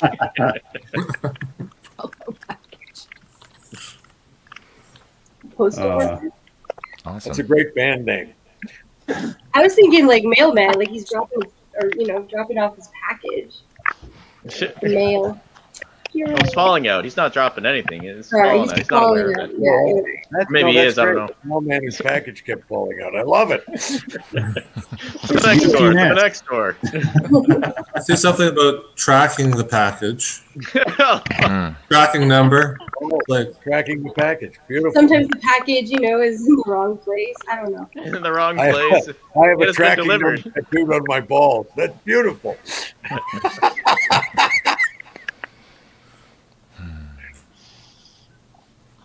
Because you mentioned about the new yoga pants, what did you say, made in Indonesia by children or something? I was waiting for you to like expand on that, like somehow the comparison. Maybe they don't hold the cottage cheese or whatever. I feel there's this might sound a little darker, but I feel like there's like a sweatshop wordplay with pants and yoga. Yeah, aren't all pants made in Indonesia technically sweatpants? Exactly. That's a little darker. It depends how comfortable you are going that route. It's pretty dark. Yeah, because like hot yoga. I'm really comfortable. I'm in sweatpants. Like hot yoga is essentially, sweatshop. That's a great premise too. Great job, Luke, once again. Who else would like to give their topic a go? I'll go. All right, Clyde, whenever you want. All right. So my topic was sketching. It's another S word topic. It's weird. So now it's like with people who sketch you. Like, do those people who sketch other people, they sketch you wrong on purpose? That they always sketch you wrong. I don't know. Like, you be walking at the boardwalk and they'll ask if they can sketch you. Like, is that sketch like their first impression of you? Like, if they draw your eyes smaller and your nose bigger, are they trying to call you a rat? Or what about when they draw you better than you look? Like, is that a message of what you need to improve? Like, if they draw me with a suit on, does that mean I need to go shopping? It's like the people at my church who ask me if they can pray for me. I don't know if you've been asked if someone can pray for you, but when they pray, they tell you exactly what they really feel about you. Like I be walking at church, and they'll ask if they can pray for me, and they start praying, Heavenly Father, please bless Brother Clyde. Bless him so he can get the spirit of laziness off of him, Lord. Bless him with a job so he can pay the water bill at his house so he can take a shower, Lord. In Jesus' name, amen. Like, what are you trying to say about me? Like, I have a job. I take a shower. They trying to say I take? What are they saying? And like, I think artists are they're just Christians who quit the church, found a way to get paid to pray for you. Like, I think that sketch is their way of praying for you. Like, the sketch is what you'll look like when you get saved. That's why their prices are so high. They got to pay for that building fund. And then they say, amen, after you leave. Anyway, that's my time. That's what I got. That's so good. I love where that went. I loved the preacher character. I feel like you could have said a whole bunch of real crazy shit and then had plausible deniability afterwards. Like, you could put all the setup on that character, and then you can respond comedically to whatever he says. It worked. I love the idea of the praying is busking. Like, it's like, dear Heavenly Father, have him donate another $5. Like, you know what I mean? Like hopefully he has the money to kind of call on you in your financial ineptitude or whatever by praying it, or just a busker but for prayers. And then you didn't touch on this, but I thought it'd be a funny concept for how police sketch artists are how they pick them. How they pick them. How do you recruit a police sketch artist? What kind of exam do they give them? You know what I mean? That'd be a funny kind of premise to go into. I gotcha. You have a nude modeling kind of guy. You know what I mean? He's not even naked. Why are you drawing him fucking nude? I don't understand. Maybe the police would start recruiting caricature sketch artists if there was suddenly a rash of dune buggy related crime. That's good. That's good. What about, you didn't touch on the fact that the first time you have somebody sketch you on a boardwalk, your first thought is, there is no way my head is that big in relation to my body. My body's not that small. My head is not 3 times the size of my body. I thought you would go there rather than the improving thing or what's bad about you would be second. It's the fact that it's just that they're obsessed with your head and how large it is. You become a caricature artist when you just finally give up and you say, you know what? I just can't draw hands. So you draw a big head and have them their hands in their pockets all the time. Yeah. Drawing hands is hard. It is. I like the idea of you setting up something where it's you're talking about taking a really insecure date on a date with to the boardwalk and a sketch artist, draws her picture and just destroys like her confidence, and you have to make her feel better and stuff. Like, just the idea of somebody not knowing that a sketch, a caricature artist is doing a joke about them and them taking it seriously and getting really pissed off or mad is a funny concept. I feel like there's an opportunity for a one-liner or a misdirect where it's like, I get annoyed by a sketch. Like last time someone tried to sketch me, it pissed me off because they were tracing me in chalk. I mean, like, this is a plug for someone else's shit, but you were talking about the subject was sketch, and Keegan-Michael Key just released an Audible, it's available to all Audible members. It's a history of sketch comedy, and it's excellent. It's one of the most dynamically read things I've ever heard on Audible. He's just doing everything at full volume. It's exciting, but he does a great job of explaining sketch comedy throughout history, all the way back from the Romans up until now, and it's really good. I recommend it to everyone. It's very good. There's like 6 episodes. Each one has a different sub-subject. The whole Romans thing threw me off. I didn't know it was that old. Or ancient, I should say. Started with the Christians. Anybody else for feedback for Clyde? I really liked it, and I'm trying to think of an analogy. I can't, but I love how you drew that parallel between maybe a sketch is like a prayer for you, and then maybe you can kind of draw that same thing with other ideas or concepts, equaling something else, but each time more ridiculous. Like if a sketch is equal to a prayer, then I don't know, I can't think of it. But if you get the idea, But there's something there.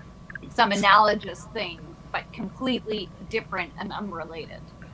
Yeah, like when you're walking and the people, they have like the food vendors, and you see something you like, and they're like, no, try this. It's like, something that's healthy instead of the fattening thing they were looking at, because you need to tighten up a little bit. You can tighten up a little bit.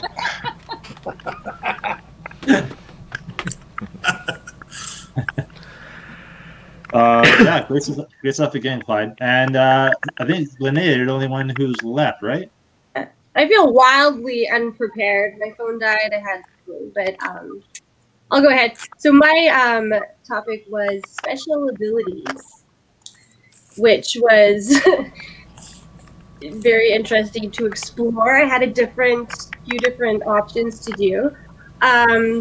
But I ended up kind of going with how one of my special abilities I didn't realize until recently was throughout this pandemic is that I have the ability to be completely comfortable and enjoy my own company because, I grew up with no friends because I had a terrible stutter that was debilitating.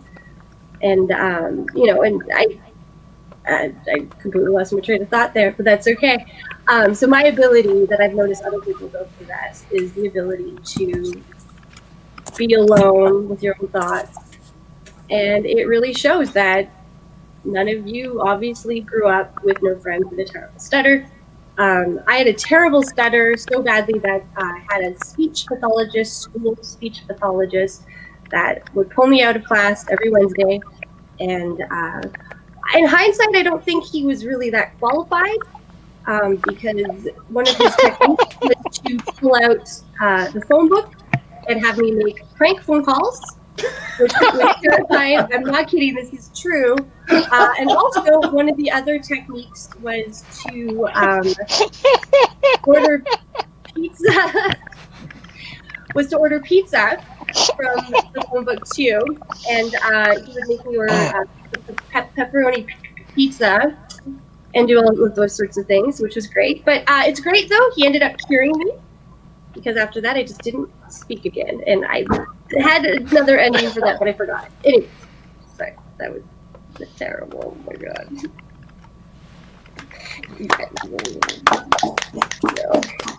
That's such a funny, true story. If you couldn't. That's a true story? That's a true story. That's how funny. I'm scared of my stutter. I just didn't speak after that for 3 years. I just wouldn't say words. It was easier. That is hilarious. I thought it was like something that stuck out to me was at the beginning when you were talking about it and then you paused, and then in my mind I was like, it'd be funny if you were like saying, sorry, I'm not pausing because I stutter, I'm pausing because I'm remembering trauma right now. Something that just makes it really uncomfortable for the audience, or that's because you're laughing at something that really bothered you for a really long time. So I think it's great. Yeah. I just love the idea of like, if you want to like touch on the whole prank calls, like I feel like, were you prank calling his enemies? Like, you know what I mean? Like he was like, you need to do his bidding. See, that's the thing. In hindsight, I don't know. Like, you know, when you have like a memory of something and then you think back, you're like, that was completely fucked up. Like, that's not normal. And I didn't tell anybody. I didn't tell my mom about it. I thought that this was a normal, how people were cured of their stutter. Like, I thought this was how standard.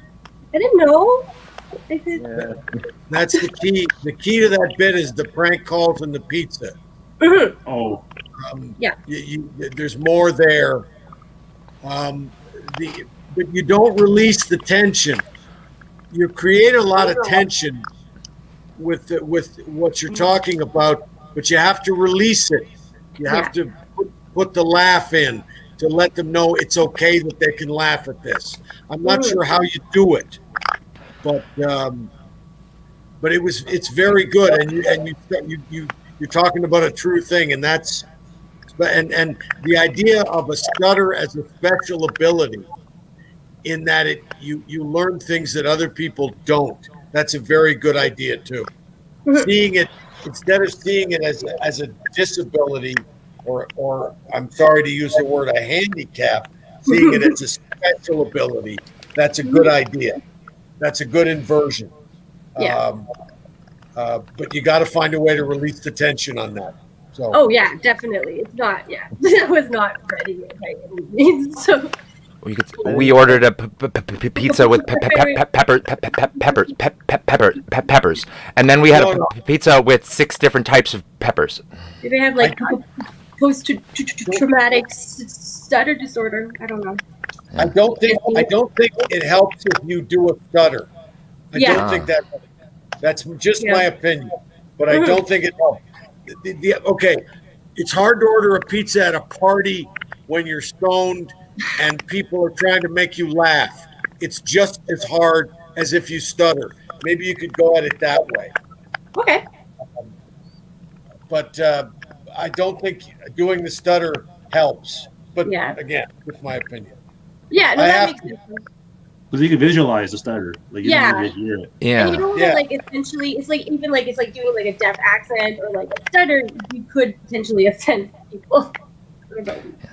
Like it's the deaf accent. Yeah. Is that it? No, but not a deaf accent. Like, Sorry. What do you call it? Hearing impaired? Deaf accent? Oh, because you can't hear what you're saying. No, just like how it sounds to other people. Right, it sounds weird because you can't. The person doing it can't hear it. Yeah, but to other people it sounds. Yeah. Would it be okay if you did a stutter in a deaf accent? Like, would that not be offensive? Would just cancel it out. Because I don't think anybody's ever heard that, so it's like it doesn't exist, so it's not offensive. Yeah. Or they're doubly offensive because you're killing 2 birds with 1 stone. A deaf accent is super offensive. A deaf accent. If nobody can get offended if they all walk out. So. Yeah, that's yeah. Once you had mentioned that you had that those speech pathology lessons where you had overcome your stutter, once you had primed me with that, like I could not stop listening for that. And it almost to the point where that might just mean, but I was distracted from some of the other jokes, and I kept looking for that to occur, even when it didn't. So I don't know. Yeah. So you have a disclaimer. You put a disclaimer in. I had a really bad stutter. I don't have it anymore. That could, yep. And then explain, then have that revealed later. Okay. I'm all better now, or yeah, like that. Okay. I'm like I said, I was wildly unprepared. Sorry. You're talking about your ability. I was trying to think. Like, I can think of an example, but it's not. I know it's a hack premise, but like it's kind of like a foundation. So I'm trying to think of a situation where your stutter benefits you, right? And I think of like the premise of like operator for a phone, you're getting paid $9.99 a minute or whatever, and like how could you know what I mean?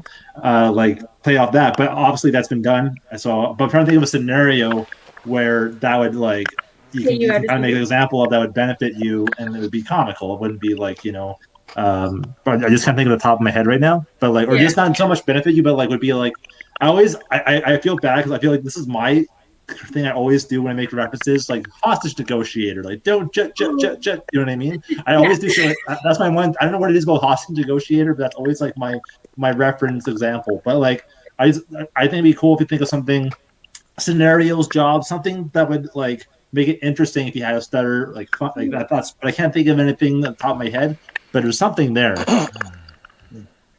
Corey Michael would be hilarious.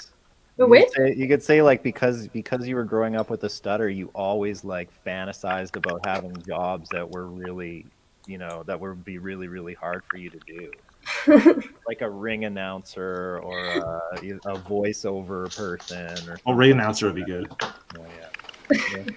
Or President of the United States, Joe Biden overcame a significant stutter.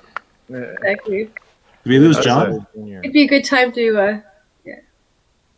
It's a difficult it's difficult to not come off as ableist. It's you're doing a good job walking a tough line with some tricky material. Yeah, Corey Michaelis. How do you say his last name? Michaelis. Corey there. He has a bit about how he has dyslexia, and he goes on to say how it's awful that how you spell dyslexia because that doesn't work for dyslexic people. So it made me think. I was thinking speech pathologist. You could play on the word pathologist, like how it's a difficult word to say. And it's like I'm gonna go see my speech however you're supposed to say it. Even speech, like all of it's terrible. It's not easy to say. Yeah. The word itself is rehabilitation. Yeah. It is. Yes, that would be the and probably goal to be able to say it without a stutter. Yeah. It was pretty neat to actually. That was. I felt like that there wasn't enough joke to it, but I'm glad that I actually told the true story because it's something that I wanted to like speak on, but I haven't found a way to truly. So thank you for. It always feels easier to tell true stories too, right? Because No, it's so hard. Especially at least for me. I don't know. Yeah. Yeah. Well, that way, like, you can't, like, nobody can say, like, oh, you stole that premise or you have that parallel thought. Yeah, it's your life.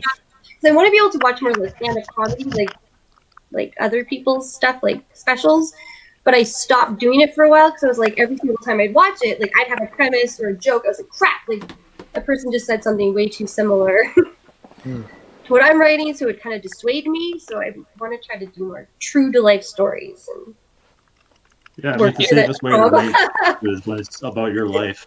Yeah. Because, like I said, no one does your life better than you, right? So. Yeah. And it also because people find that's not always like it doesn't always have to be vulnerable, but when there's a vulnerability, people are more open to like liking you because you're being honest. Yeah. People can tell when people. I mean, sometimes people are just gonna be assholes for the sake of it, but like majority of times, the audiences are more open to people who are like opening it up, but like still telling jokes and that. Where did John go? I don't know. He said he had something to do like 40 minutes ago or something. Yeah. No, for sure. But I thought he was gonna say goodbye or something. But okay. Well, hopefully comes back. If he doesn't, I'll message him and give him money. And what I wanted to say, like at the very beginning, where you were talking about your special ability to like stand your own presence, like it can't. I don't remember how you said it, but I just wrote down a note. Like it counts as a special ability because no one else can. Be comfortable with themselves. And that was my whole, like, I think, because I had more written down. I my phone died. But I wanted to bring it all back to how, like, that's something that I learned from that. Yeah. Yeah, and then I thought, I don't know if you can use this or if it's even funny or works at all, but it's like after everything is over, you say, and then I found out that he was selling recordings of my calls. He sold them to people who bought pictures of my feet, something like that. Because you were saying before, if he was qualified, so it's like a scam. Yeah, there's a lot of questions. Yeah, but that was terribly non-linear thought. But yeah, Do you ever But I have thought it like? was great though. It's amazing. I just Did you like the ever- story. Like the story is true, and I want to do something with that story. True. It's hilarious. It's a great I love story. it. It's amazing. Maybe you could bring up like awkward moments that have come up because of that in the past. Like for me, I was on the other side. I'm a little embarrassed by it, but my wife introduced me to a person, and it was he had a stutter, and I didn't know that. I thought it was being funny. He introduced himself, and then I introduced myself back as, "Hi, my name is Curtis." And then I didn't realize he had a stutter, and so I pulled aside later, and I'm told like he has a stutter. I'm like, oh my god, I didn't know. I'm so sorry. I thought I was being silly. But yeah, like if you have like examples of that, like that happens to you, maybe where See, I like some that. misunderstanding. Story. Yeah, yeah, This is actually an asshole. yeah. An accidental asshole. You have any accidental I've done asshole it, stories? yeah. I have many of those. Well, there you go. You could probably maybe if you could probably bring those in, and that might work in. I was thinking a job that you could have as like maybe a hostage negotiator or a business deal breaker, because it's like whoever speaks first is the weak one, but then you'd end up being the last one speaking, right? And you'd have all the power in the room. Just drag it on. Drag it on, yeah. Stuck on one vowel. Just Oh. Because that was something, yeah, because that would happen. I'd open my mouth and I wanted to say I, and then it would just turn out to be like just the Yeah. like I couldn't. So by that, the conversation had already ended by the time I started. So.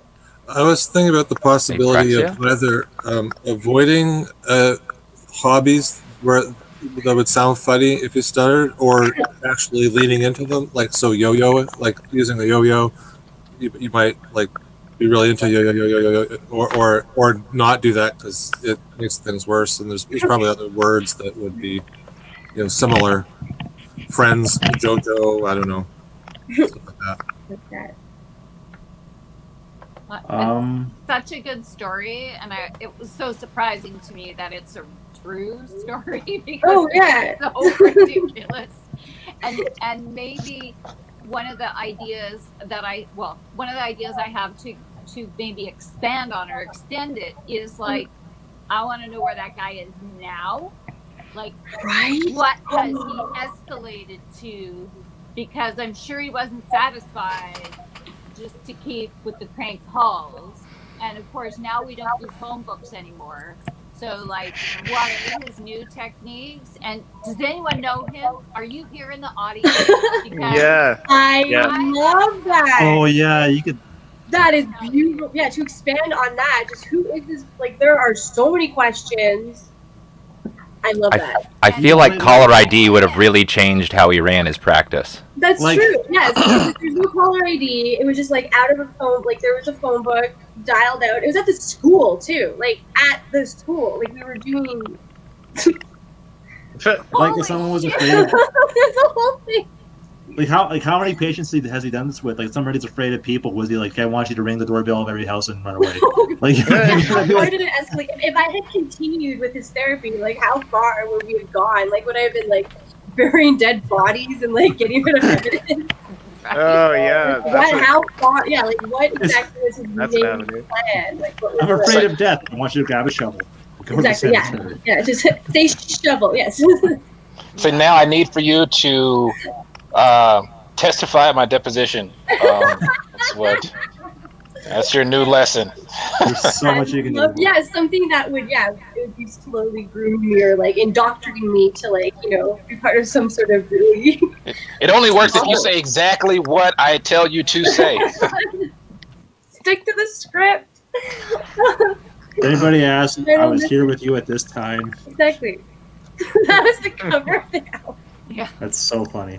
That's a great premise. Or he was maybe he was trying to cover, like maybe he was making like, improper phone calls or something to people and he wanted to cover his tracks. Or maybe like So he I love kidnapped the that. real doctor. Wait. Credit? Maybe he kidnapped like the real doctor and put him in the closet and he played off that he was a doctor. Like, you know what I mean? Like maybe he was not really a doctor, but just Yeah. Maybe he was just a jerky boy. Exactly. Yeah. Who knows? Maybe he was a gym teacher. I don't know. You know, it's cuts, like school cuts, like education cuts. There's a lot you can do there. That's very There's funny. so yeah, that's great. I like expanding on who he is. Yeah, what he's doing now, where it could have gone if I had continued. You want to prank call him? Mhm. He's expanded into prank Zooms. Exactly. Yeah, and now he's a professional prankster. It's just his- Yeah, that was great. And I honestly don't know what just happened. He left rather abruptly, didn't say goodbye, so I'm hoping everything's okay. But He left us saying, "Who was that masked man?" Did he put anything in the chat? no, I just messaged him saying thank you so much. Loved having you. I'll pay you money. Here's the thing. I didn't know we had a chat. I didn't know that was a thing. This is where I get self-conscious. I'm like, did I do something wrong? I know I didn't, but like, you know what I mean? That's how a person I am. Like, what have I done? We didn't compliment him enough when he was changing. But thank you. That was a thank you beautiful all- red shirt sweater. I've still thank got a you bit. all for being part of this. I've still got a bit. Oh, Yeah. Oh shit! I'm Oh, so Jessica sorry. didn't go. Jessica. No worries. I wrote I know. You know, I did both. I also wrote a song. I'm so sorry, Jessica. Yes, please. Sorry, Jeff. I gotta roll. I gotta I'm do such a it. dick, Oh, no man. worries. Sorry. Thanks, Is it- guys. Good to see ya. Stick around, guys. Jester's got a bit. Oh shit. My topic Yeah, I was did. naps, and I wrote a quick song. Well, I'll be here, Jester. I'm sleepy. Oh, sorry. I'm sleepy. I'm tired. I want to take a nap. So I can't put that. I'm sleepy. I'm tired. I want to take a nap. I'm tired of this. I'm sick of that. I'm done with all this crap. My essential work and sleepy time, they often overlap. I don't want to wear a mask. I want to wear my sleeping cap. I'm tired from all the napping in my COVID-19 bunker. I've got pillows and my Snuggie. It's a comfy kind of hunker. Buried so deep in the basement, I'm a man cave spelunker. But this is not a bad cave. I don't trust those COVID fuckers. Sometimes when I wake up, I can't tell my A from PM. Is today tomorrow or is this today repeating? I had the faintest memory. This might have been a dream. It feels like wasted sleep when you have dreams of your routine. On planes, I use a sleep mask just to make sure my eyes are covered, but I don't like the feeling like a silky smooth face hugger. As if one mask weren't bad enough, I'm forced to add another. With the second mask, I'm looking like a BDSM lover. Today is my birthday, so this is a birthday song. I'm getting to the age where I get hurt by napping wrong. Younger me had fantasies of growing big and strong, but current me's resigned myself to pale and frail and long. And that's it. That's all the song. I love Put your that. hands That's up great. when you do that. Beautiful, beautiful. That was a clapping kind of song I miss, too. oh, You know I what I mean? miss doing music. That's what I usually do. I usually do music. It's really fun. Is I have- it really your birthday? It is actually my birthday today. Oh, happy birthday, buddy! Oh, happy birthday! And I Is had that a crowbar? I had the piano here. Normally, well, this is the automaton. This is the instrument I normally play on stage because it's like, it's a. Oh my god! It's a little music note with a face. It's delightful. Brilliant. It's my son's birthday. too. Happy Oh my birthday, god! Jason. I have a birthday song. Oh, that's right. That is so fun. I love Yeah. that instrument. It's a little fun. It's fun. That was. But yeah. I wish That this was was so live. much I fun to have hear. a birthday song that I can I'm straight up not a good enough player to play and sing at the same time. Do you write enough? How many songs do you normally write for your comedy there, Jester? Or is that just like? I do it occasionally, but I don't normally perform it live. Right. I do. It ends up produced. It ends up in like commercial jingles and stuff like that. Yeah. I that sounded great, use the Jester. yeah yeah. It was cool though. It was great. I loved it. Man. That was Thanks. so fun. And happy birthday to me. I know. Happy You know birthday what? to you, Jester. Could I? Would that be weird if you did the birthday song, Scott? Probably. The what? No, I wouldn't be opposed to it. I don't think. All right, anybody this else- is probably it's your birthday today, Jester. Yeah. Happy birthday! I have my toy ukulele that's out of tune, but I'm gonna Okay. sing you a song, and Okay. I haven't ever done this on Zoom, or not Zoom, sorry, on StreamYard. because normally it involves people, And but happy birthday! So this song goes out to you. Okay. Happy birthday, it's your birthday. Happy birthday to you. Happy birthday, it's your birthday. Your parents didn't abort you. You because your dad didn't furiously masturbate to a song. You're 1 year older because you're not counting. Swallow. Happy birthday, it's your birthday. Your parents didn't abort you. All right, I know that we all just met, but can I get everyone to close their eyes?